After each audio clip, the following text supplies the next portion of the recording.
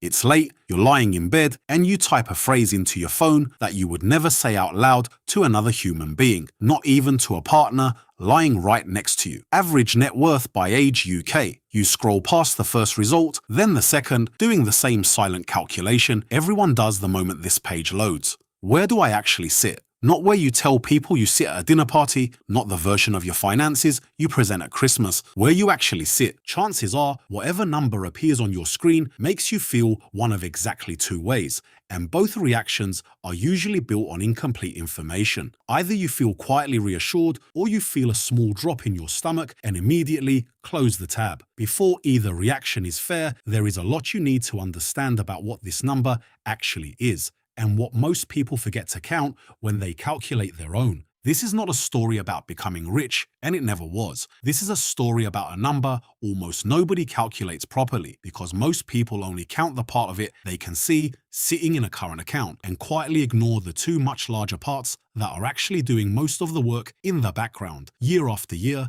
without ever asking for credit. Here is the full table, according to the Office for National Statistics Wealth and Assets Survey, the most comprehensive official measure of wealth in Britain. Median household net worth for ages 16 to 24 sits at just £15,200. For 25 to 34, it rises to £109,800. For 35 to 44, £209,600. For 45 to 54, £301,900. For 55 to 64, £496,500. It peaks at 65 to 74 at £502,500 before easing slightly to £373,100 for those 75 and over as pensions begin to be drawn down rather than built up.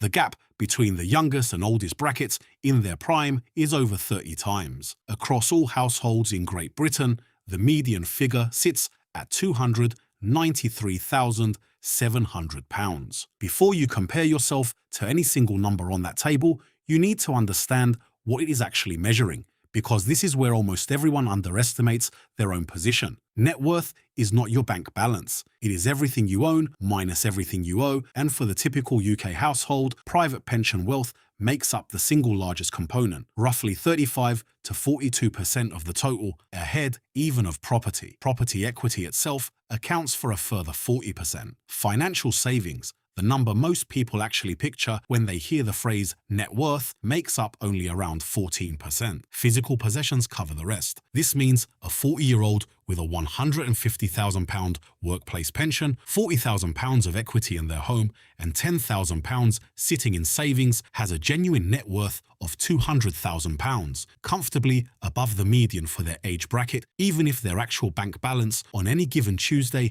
feels nowhere near that impressive. Most people never add the pension in at all, simply because it does not show up anywhere they naturally look, does not arrive as a monthly statement most people actually open, and does not feel like their money in the same visceral way a current account balance does, and so they quietly underestimate their own position by tens, sometimes hundreds of thousands of pounds without ever realizing the mistake. This is worth sitting with for a moment because it changes the entire emotional experience of comparing yourself to a table like this one.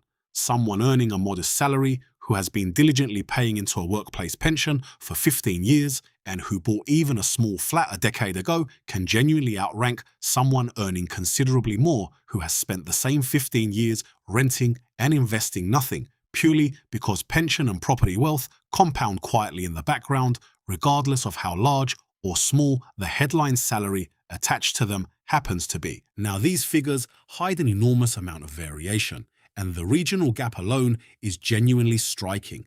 Median household wealth in the southeast sits at roughly £489,800. In the northeast, it sits at just £179,900, less than half. That gap is driven almost entirely by property values rather than by any difference in how sensibly people manage money.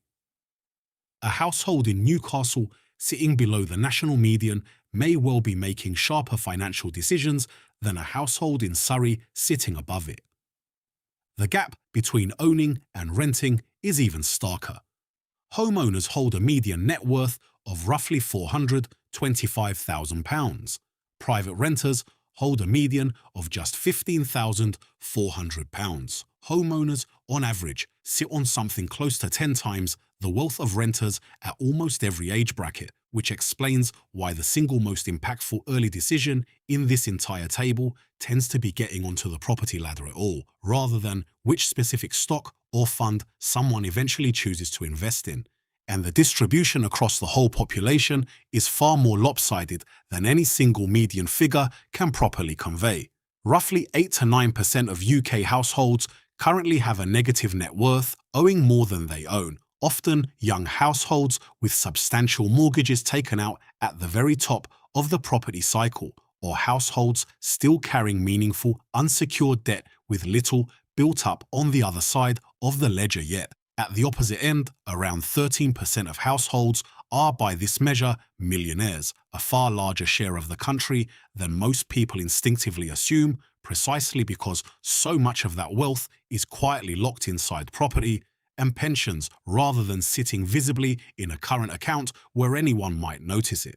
The mean average household wealth across the country sits close to £595,000, dramatically higher than the £293,700 median, purely because a relatively small number of extremely wealthy households pull that average sharply upward, the same statistical distortion that shows up whenever a handful of very large numbers get averaged in with a much larger group of ordinary ones. If your own number looks nowhere near the mean, you are not unusual. You are simply looking at the correct number instead of the misleading one. And almost everyone quoting the higher figure at a dinner party is, whether they realize it or not, quoting the wrong statistic entirely. Here is a detail worth checking before you accept whatever number you have just calculated for yourself. Britain currently has an estimated £89 billion sitting in lost and unclaimed financial assets spread across roughly 28 million accounts, including £31 billion locked inside 3.3 million forgotten pension pots, averaging £9,470 each. If you have changed jobs several times over your career, there is a genuine possibility that part of your real net worth is sitting quietly with a former employer's pension provider, simply because nobody ever consolidated it or even remembered it existed. There is also a specific asset almost everyone forgets to count at all, because it never appears in a bank statement or a pension dashboard. The full state pension, taken as a guaranteed, inflation-linked income stream, is worth somewhere in the region of £314,000 in equivalent capital terms, calculated at a standard 4% withdrawal rate. It is not a number you can see or spend today, but it is a real, government-backed asset that most people leave out of their own mental accounting entirely, often making their true financial position considerably stronger than the number they have been quietly comparing themselves against. There is a generational wrinkle worth naming honestly too. Research from the Institute for Fiscal Studies has found that younger generations are accumulating meaningfully less housing wealth at the same age than the generation before them did, largely because house prices have climbed so much faster than wages over the past 2 decades. At the same time, workplace auto-enrollment, introduced in 2012, means younger workers today are far more likely to hold a pension at all than their parents were at the same age, even if the pots themselves currently look modest by comparison. None of this means the table itself should become your target, and it is worth being direct about that before ending on it. Net worth is a lagging indicator, a snapshot of decisions made years or decades ago, reflecting choices that in some cases were made by an entirely different version of you.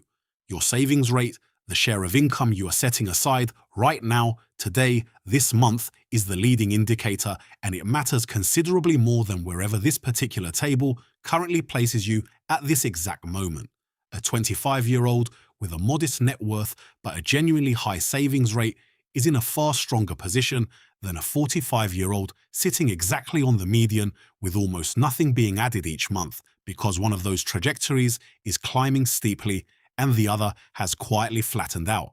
Use this table as a rough sanity check if you find it useful, a rough orientation point rather than a scoreboard, and never as a verdict on how well you are actually doing with the specific life and circumstances you happen to have.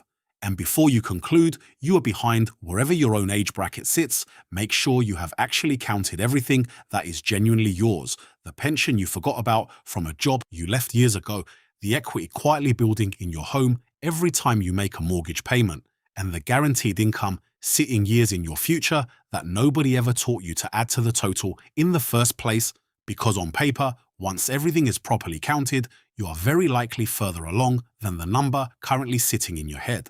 If you learned something from this video, hit that subscribe button. I'll see you in the next one.